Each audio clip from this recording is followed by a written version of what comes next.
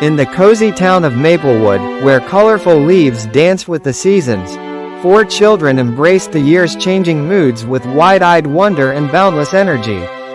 Winter cloaked the town in a shimmering blanket of snow, transforming their playground into a frosty wonderland. Emma and Charlie, wrapped in their puffy jackets and scarves, built a majestic snowman with a carrot nose and buttons made of pebbles.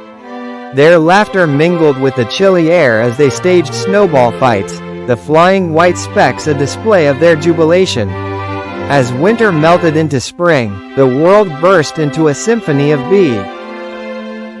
blooming flowers and chirping birds. Sophie, the youngest, marveled at the sprouting daffodils in their garden, her tiny hands gently touching the petals. Jack, with his trusty magnifying glass, inspected the busy lives of ants bustling underfoot, utterly fascinated by the renewal life around him. Summer arrived in a blaze of glory, with sun-filled days that stretched endlessly before them. The gang, now clad in shorts and flip-flops, took to the local river. Days were spent swimming and lounging by the bank, making the most of the extended daylight.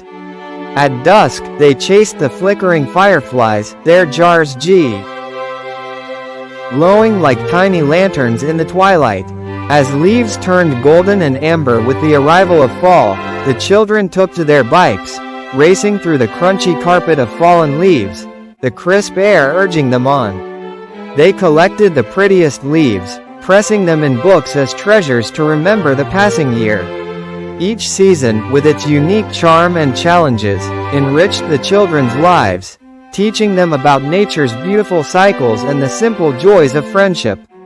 Maplewood's seasons, like a clockwork of joys, marked their days with laughter and learning, perpetually crafting new adventures.